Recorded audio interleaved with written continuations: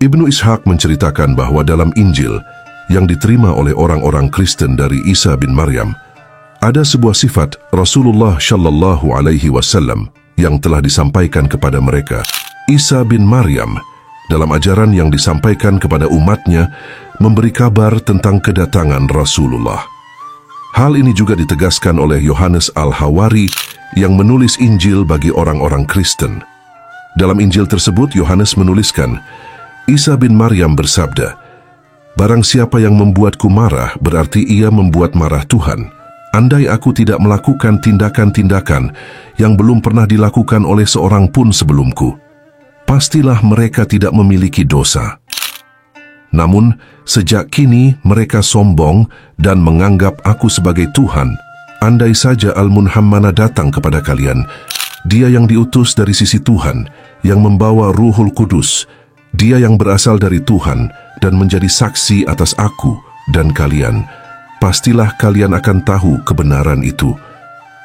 Isa ingin agar umatnya tidak berkeluh kesah, karena sejak dulu mereka telah bersamanya dalam mengabarkan kebenaran.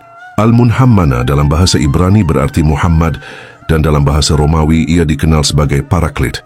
Semoga salawat dan salam tercurah kepada Rasulullah Shallallahu Alaihi Wasallam.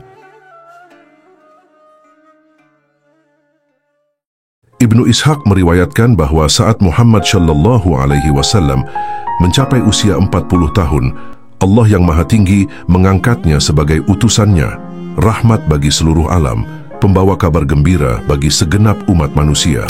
Namun jauh sebelum cahaya kenabian itu menyinari dunia, Allah telah mengambil janji agung dari para nabi terdahulu, agar mereka beriman kepadanya, membenarkannya, dan menjadi penolong di saat ia menghadapi penentangan. Sebuah perjanjian suci yang tak hanya mengikat mereka, tetapi juga mewajibkan penyampaian berita ini kepada umat-umat mereka, agar kebenaran bisa berdiri tegak dan terang. Allah Ta'ala berfirman kepada Nabi Muhammad Shallallahu Alaihi Wasallam, "Dan ingatlah ketika Allah mengambil perjanjian dari para nabi. Sungguh apa saja yang aku berikan kepadamu berupa kitab dan hikmah, kemudian datang kepadamu seorang rasul yang membenarkan apa yang ada padamu, niscaya kamu akan sungguh-sungguh beriman kepadanya dan menolongnya." Allah berfirman, "Apakah kamu mengakui dan menerima perjanjianku terhadap yang demikian itu?" Mereka menjawab, "Kami mengakui." Allah berfirman, "Kalau begitu, saksikanlah, wahai para nabi, dan aku pun menjadi saksi bersama kalian." Quran Surah Ali Imran ayat 81. Dengan firman ini, Allah menegaskan bahwa para nabi yang diutus sebelum Muhammad Shallallahu Alaihi Wasallam telah ditetapkan untuk mendukungnya, menyampaikan perjanjian ini kepada para pengikut mereka, dan membenarkannya dalam cahaya kitab-kitab terdahulu, Taurat dan Injil.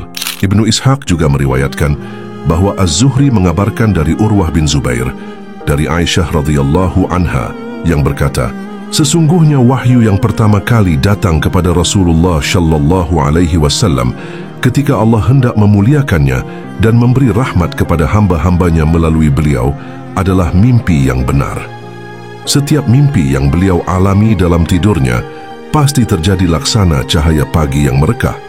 Aisyah melanjutkan, "Sejak saat itu Allah menjadikan Rasulullah Shallallahu Alaihi Wasallam senang menyendiri. Tiada yang lebih beliau sukai melebihi khalwat dan menjauh dari hiruk-pikuk dunia." Ibnu Ishaq juga menyampaikan kisah lain yang ia dengar dari para ahli ilmu melalui Abdul Malik bin Ubaidillah bin Abu Suf, bahwa ketika Allah hendak mengangkat Rasulnya kepada derajat kenabian, beliau sering menjauh ke tempat sunyi, ke celah-celah gunung dan lembah Mekah yang jauh dari rumah-rumah penduduk, sekadar untuk buang hajat atau menenangkan diri. Dan setiap kali beliau melewati sebongkah batu atau sebatang pohon, keduanya akan berseru, "Assalamu alaika ya Rasulullah." Rasulullah Shallallahu Alaihi Wasallam pun menoleh ke kanan, ke kiri dan ke belakang. Namun tak tampak satu makhluk pun kecuali pohon dan batu yang berdiri diam dalam kesaksian. Mereka telah lebih dahulu mengenali cahaya kerasulan sebelum manusia pun mengenalnya. Sebuah pertanda bahwa alam pun bersaksi atas kebenaran utusan terakhir. Keadaan ini terus berlangsung kepada Rasulullah Shallallahu Alaihi Wasallam.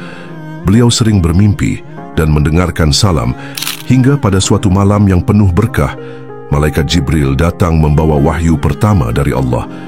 Saat itu, beliau berada di Gua Hira, di bulan Ramadan yang penuh kemuliaan. Ibnu Ishaq meriwayatkan bahwa Ubaid bin Umair bin Qatadah al-Laitsi pernah ditanya, "Hai Ubaid, ceritakan kepada kami bagaimana Rasulullah Shallallahu Alaihi Wasallam pertama kali menerima wahyu ketika Malaikat Jibril datang kepadanya." Ubaid pun menjawab, "Rasulullah Shallallahu Alaihi Wasallam biasa menyendiri di Gua Hira setiap tahun selama sebulan. Beliau senantiasa memberikan makanan kepada orang miskin yang datang. Setelah itu, beliau pergi ke Ka'bah untuk thawaf mengelilingi Ka'bah sebanyak 7 kali atau lebih, lalu kembali ke rumah. Begitulah kebiasaan beliau hingga Allah mengutusnya sebagai Nabi pada bulan Ramadan. Pada malam itu, beliau berangkat ke Gua Hira bersama istrinya. Allah memuliakan beliau dengan wahyu kerasulan dan rahmatnya untuk umat manusia.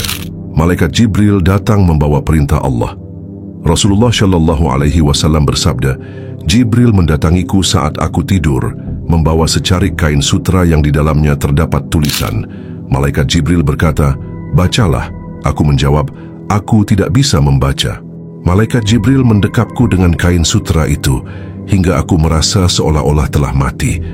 Kemudian ia melepaskanku dan berkata, 'Bacalah.' Aku menjawab, 'Apa yang mesti aku baca?' Malaikat Jibril kembali mendekapku dengan kain sutra tersebut, hingga aku merasa seolah-olah sudah mati. Setelah itu, ia melepaskanku lagi dan berkata, 'Bacalah.' Aku menjawab, 'Apa yang mesti aku baca?' Jibril kembali mendekapku dengan sangat kencang, hingga aku merasa seolah-olah sudah mati. Kemudian ia melepaskanku dan berkata, 'Bacalah.' Aku berkata dengan harapan ia akan melepaskanku seperti sebelumnya, 'Apa yang mesti aku baca?'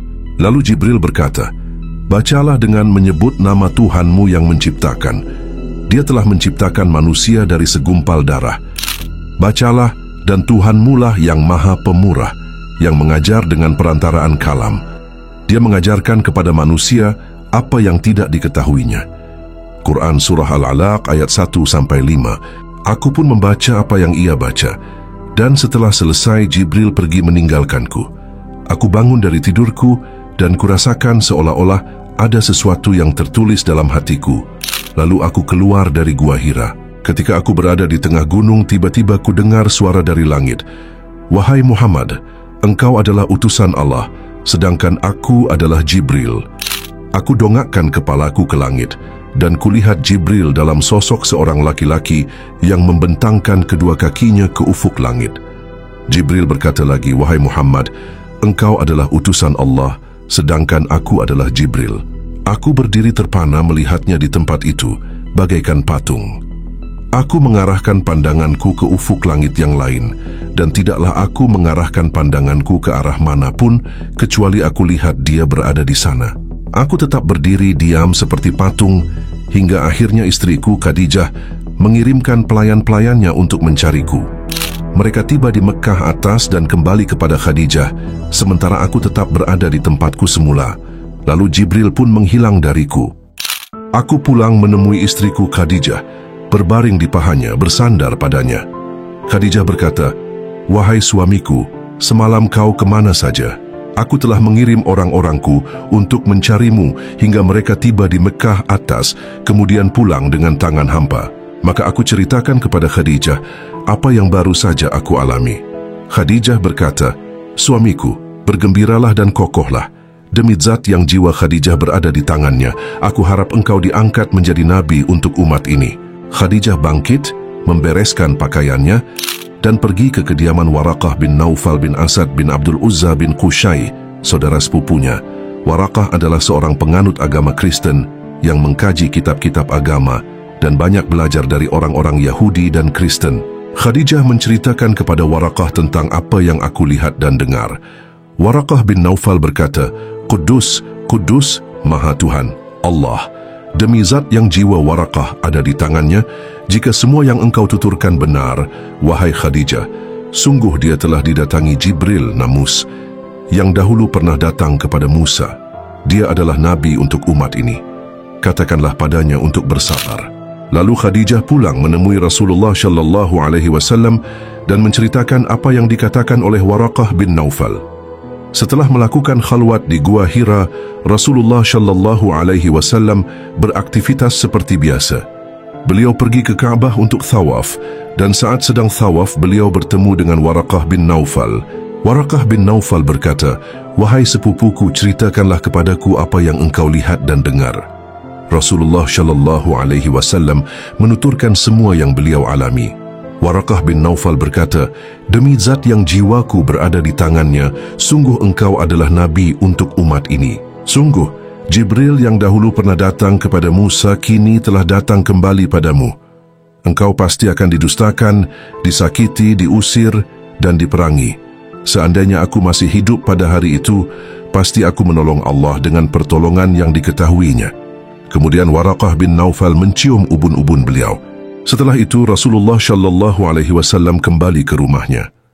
Ibnu Ishaq menyebutkan bahwa Khadijah radhiyallahu anha berkata, Khadijah bertanya kepada Rasulullah sallallahu alaihi wasallam, "Wahai suamiku, bisakah engkau menceritakan kepadaku tentang sahabatmu?" Maksudnya Jibril, ketika dia datang kepadamu. Rasulullah sallallahu alaihi wasallam menjawab, "Ya." Khadijah berkata, "Apabila dia datang lagi kepadamu, tolong beritahu aku." Tak lama setelah itu Jibril datang kepada Rasulullah sallallahu alaihi wasallam seperti biasa.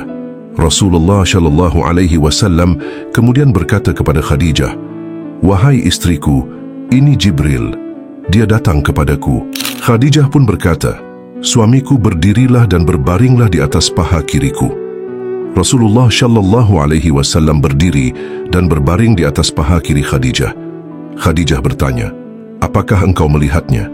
Rasulullah sallallahu alaihi wasallam menjawab, "Ya."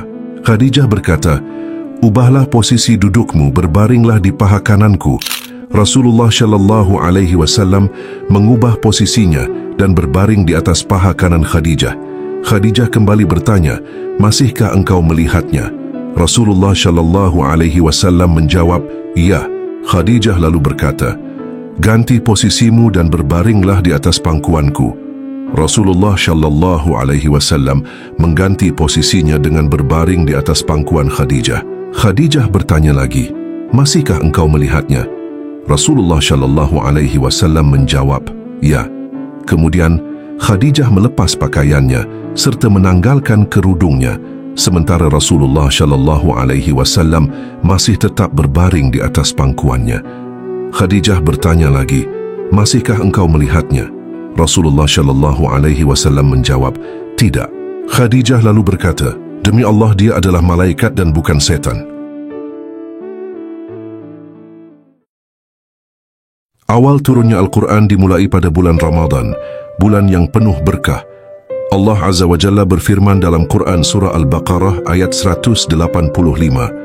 Beberapa hari yang ditentukan itu ialah bulan Ramadan, bulan yang di dalamnya diturunkan permulaan Al-Quran sebagai petunjuk bagi manusia dan penjelasan-penjelasan mengenai petunjuk itu dan pembeda antara yang hak dan yang batil. Allah juga berfirman dalam Quran Surah Al-Qadr ayat 1-5. Sesungguhnya kami telah menurunkannya, Al-Quran, pada malam kemuliaan. Dan tahukah kamu, apakah malam kemuliaan itu? Malam kemuliaan itu lebih baik dari 1000 bulan. Pada malam itu, turun malaikat-malaikat dan malaikat Jibril dengan izin Tuhannya untuk mengatur segala urusan. Malam itu penuh kesejahteraan sampai terbit fajar. Allah juga berfirman dalam Quran Surah Al-Anfal ayat 41. "Jika kalian beriman kepada Allah dan kepada apa yang kami turunkan kepada hamba kami, Muhammad, di hari Furqaan, yaitu di hari bertemunya dua pasukan." Ini merujuk pada pertemuan Rasulullah sallallahu alaihi wasallam dengan orang-orang musyrikin dalam perang Badar. Ibnu Ishaq meriwayatkan bahwa Abu Ja'far bin Muhammad bin Ali bin Husain berkata kepadaku bahwa Rasulullah sallallahu alaihi wasallam berperang melawan orang-orang musyrikin di Badar pada hari Jumat dini hari, tanggal 17 Ramadan. Wahyu kemudian turun kepada Rasulullah sallallahu alaihi wasallam bertahap. Beliau beriman kepada Allah dan sepenuhnya membenarkan wahyu yang diterima, menerima dengan sepenuh jiwa dan bersabar, menanggung segala resikonya, baik itu mendapat keridaan maupun kemarahan manusia. Kenabian adalah beban berat yang hanya dapat diemban oleh orang-orang kuat dengan tekad baja, seperti para rasul, berkat pertolongan dan taufik Allah Ta'ala dalam menghadapi gangguan manusia dan penolakan kaumnya terhadap wahyu yang dibawa. Ibnu Ishaq melanjutkan, Khadijah binti Khuwailid adalah wanita pertama yang beriman kepada Rasulullah sallallahu alaihi wasallam. Ia membenarkan seluruh wahyu yang dibawa oleh Rasulullah dan memberikan dukungan sepenuhnya dalam melaksanakan perintah Allah. Dengan keimanan Khadijah, beban Rasulullah menjadi lebih ringan. Ketika Rasulullah mendengar umpatan dan caci maki yang menyakitkan, Allah menghilangkan kesedihan itu melalui Khadijah yang selalu memberikan dukungan dan motivasi. Khadijah membenarkan apa yang dibawa Rasulullah dan menganggap remeh reaksi negatif dari manusia terhadap beliau. Semoga Allah melimpahkan rahmatnya kepada Khadijah binti Khuwailid. Ibnu Ishaq juga meriwayatkan bahawa Rasulullah sallallahu alaihi wasallam bersabda, "Aku membawa kabar gembira kepada Khadijah berupa rumah dari Qashab, mutiara yang berlubang, yang di dalamnya tidak ada suara riuh dan kelelahan." Ibnu Hisham menjelaskan bahawa Qashab berarti mutiara yang berlubang, yang menjadi simbol kedamaian dan ketenangan. Karena jasa Khadijah yang sangat luar biasa dan perannya terhadap dakwah Rasulullah sallallahu alaihi wasallam, sampai-sampai malaikat Jibril menyampaikan salam Allah kepada Khadijah radhiyallahu anha. Dalam sebuah riwayat Ibnu Hisham menyebutkan, suatu ketika Jibril datang kepada Rasulullah sallallahu alaihi wasallam dan berkata, "Sampaikan kepada Khadijah salam dari Tuhannya." Rasulullah sallallahu alaihi wasallam kemudian berkata kepada Khadijah, "Wahai Khadijah, ini Jibril. Ia membawa salam dari Tuhanmu." Khadijah menjawab, "Allah adalah kesejahteraan, darinya kesejahteraan, dan kesejahteraan juga atas malaikat Jibril." Ali bin Abu Thalib, semoga Allah meridainya, adalah lelaki pertama yang diimami Rasulullah sallallahu alaihi wasallam dalam salat dan membenarkan risalah beliau. Ketika itu, Ali masih berusia 10 tahun. Sebuah nikmat besar bagi Ali karena beliau dibesarkan langsung di bawah didikan Rasulullah sallallahu alaihi wasallam bahkan sebelum Islam datang. Ali juga mendapatkan anugerah besar dari Allah ketika terjadi krisis panjang yang melanda Quraisy, sementara Abu Thalib, ayahnya, harus menghidupi anak-anaknya yang banyak. Rasulullah sallallahu alaihi wasallam yang menyaksikan keadaan itu berkata kepada pamannya, Al-Abbas, yang saat itu merupakan orang Bani Hashim yang paling kaya, "Wahai Abbas, saudaramu Abu Thalib mempunyai banyak tanggungan sementara penduduk Quraisy sedang ditimpa krisis. Marilah kita pergi menemuinya dan meringankan bebannya. Aku akan membesarkan salah satu anaknya dan engkau juga membesarkan salah satu anaknya. Jadi kita minta 2 anaknya." Al-Abbas setuju dan keduanya pergi ke rumah Abu Thalib. Mereka berkata, "Kami berdua ingin meringankan bebanmu sampai krisis ini berlalu." Abu Thalib menyetujui dengan syarat, "Jika kalian membiarkan Aqil tetap bersama saya, maka lakukanlah apa yang kalian inginkan." Rasulullah sallallahu alaihi wasallam kemudian membawa Ali untuk tinggal bersamanya, sementara Al-Abbas membawa Ja'far ke rumahnya. Ali tinggal bersama Rasulullah hingga beliau diutus sebagai utusan Allah. Ali beriman kepada Rasulullah dan membenarkan risalahnya sejak awal. Sementara Ja'far tinggal bersama Al-Abbas hingga akhirnya ia masuk Islam. Pada suatu ketika waktu salat tiba, Rasulullah sallallahu alaihi wasallam dan Ali pergi ke Syib secara diam-diam, tidak diketahui oleh ayah Ali, Abu Thalib, atau oleh keluarga dan kaumnya. Di sana, Rasulullah sallallahu alaihi wasallam dan Ali mendirikan salat 5 waktu bersama. Setelah selesai, mereka kembali pulang ke rumah.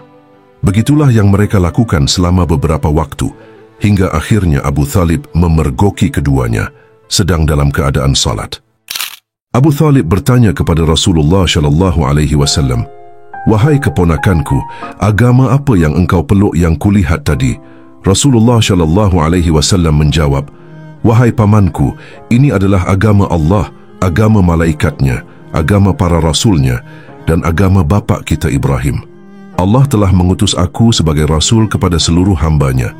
sedangkan engkau, wahai pamanku, adalah orang yang paling berhak aku nasihati dan aku ajak kepada hidayah ini. Engkaulah sosok yang paling layak menerima dakwahku dan mendukungku di dalamnya." Mendengar itu, Abu Thalib berkata, "Wahai keponakanku, sungguh tidak mungkin bagiku meninggalkan agama leluhurku dan tradisi yang biasa mereka lakukan. Meski begitu, demi Allah, takkan kubiarkan ada seorang pun yang berbuat jahat kepadamu selagi aku masih ada." Setelah Ali bin Abi Thalib masuk Islam, Zaid bin Haritsah, mantan budak Rasulullah sallallahu alaihi wasallam, mengikuti langkahnya dengan menganut agama Islam. Zaid adalah salah satu dari lelaki pertama yang masuk Islam dan ikut salat bersama Rasulullah setelah Ali bin Abi Thalib. Zaid bin Haritsah adalah anak dari Haritsah bin Syurahbil bin Ka'ab bin Abdul Uzza. Ia diceritakan sebagai budak yang dibawa pulang oleh Hakim bin Hizam setelah kembali dari Syam bersama beberapa budak lainnya, termasuk Zaid. Kemudian Khadijah binti Khuwailid, istri Rasulullah sallallahu alaihi wasallam, datang ke rumah Hakim dan beliau diminta memilih salah satu budak. Khadijah memilih Zaid dan membawanya pulang. Saat Rasulullah sallallahu alaihi wasallam melihat Zaid bersama Khadijah, beliau meminta agar Zaid dihibahkan kepadanya. Khadijah pun menghibahkan Zaid kepada Rasulullah, yang kemudian memerdekakannya dan mengangkatnya sebagai anak. Semua ini terjadi sebelum wahyu turun kepada Rasulullah. Ayah Zaid, Haritsah, sangat berduka karena kehilangan anaknya. Ia menangis dengan penuh kesedihan dan berkata, "Ku menangis karena Zaid, dan aku tidak tahu bagaimana keadaannya kini. Masihkah dia hidup hingga masih bisa diharapkan, atau dia telah temui ajal? Demi Allah aku tak tahu, namun ku pastikan mencarinya. Apakah sepeninggalku dataran rendah, ataukah gunung yang membinasakanmu? Wahai andai zaman, mempunyai angin yang bolak-balik, betapa senang hatiku bila engkau kembali kepadaku. Kala mentari terbit, ia mengingatkanku padanya, dan kala terbenam ia menghadirkan ingatanku padanya. Bila angin bertiup, ia menggerakkan ingatanku padanya. Wahai alangkah lamanya dukaku karenanya. Ku kan duduk di punggung unta pilihan berkelana ke bumi. Sungguh-sungguh, ku tak bosan mengembara hingga unta itu bosan. Wahai kehidupan, ataukah telah tiba padaku kematian? Semua orang akan mati, walaupun ia tertipu angan." Haritsah akhirnya menjumpai anaknya di rumah Rasulullah sallallahu alaihi wasallam. Maka dia pun pergi bersama saudaranya Ka'ab untuk menebus Zaid dari Rasulullah. Maka Rasulullah berkata kepadanya, "Jika engkau suka, engkau tetap boleh tinggal bersamaku. Namun jika engkau ingin, engkau boleh pulang kembali kepada ayahmu." Zaid menjawab, "Aku lebih suka tinggal bersamamu. Engkau bagiku bagaikan ayah dan ibu." Ayah dan pamannya pun terkejut dengan pernyataannya, dan mereka pun berkata, "Celakalah kamu, wahai Zaid, apakah kamu lebih memilih perbudakan daripada kebebasan bersama ayah dan pamanmu?" Zaid berkata, "Ya benar, saya melihat sesuatu yang indah pada sosok ini, dan saya tidak akan memilih selain daripada dia." Ketika Zaid telah memilih Rasulullah, maka Rasulullah pun keluar menuju Hijr Ismail dan berkata kepada orang-orang di sekitar Ka'bah, "Wahai orang-orang Quraisy, saksikanlah bahwa Zaid adalah anakku, aku mewarisinya, dan dia mewarisiku." Setelah itu Zaid tinggal bersama Rasulullah, terus mengikuti beliau, beriman kepada beliau, dan membenarkan risalah beliau. Semenjak saat itu, beliau pun dipanggil Zaid bin Muhammad. Namun ketika Allah menurunkan firman-Nya dalam Quran Surah Al-Ahzab ayat 5, "Panggillah mereka dengan menggunakan nama ayah-ayah mereka." Zaid pun berkata, "Sekarang aku Zaid bin Haritsah." Ibnu Ishaq meriwayatkan bahawa setelah Zaid bin Haritsah, Abu Bakar bin Abu Quhafah pun memeluk Islam. Nama asli Abu Bakar adalah Atiq, sementara nama ayahnya Abu Quhafah adalah Utsman bin Amir bin Amr bin Ka'ab bin Sa'ad bin Taim bin Murrah bin Ka'ab bin Luwai bin Ghalib bin Fihr. Menurut Ibnu Hisham, nama asli Abu Bakar adalah Abdullah, sedangkan Atiq adalah julukannya yang diberikan karena ketampanannya dan karena kebiasaannya membebaskan budak. Ketika Abu Bakar radhiyallahu anhu menerima Islam, ia langsung menampakkannya secara terbuka. Ia berdakwah dengan penuh semangat, mengajak manusia kepada Allah dan Rasul-Nya.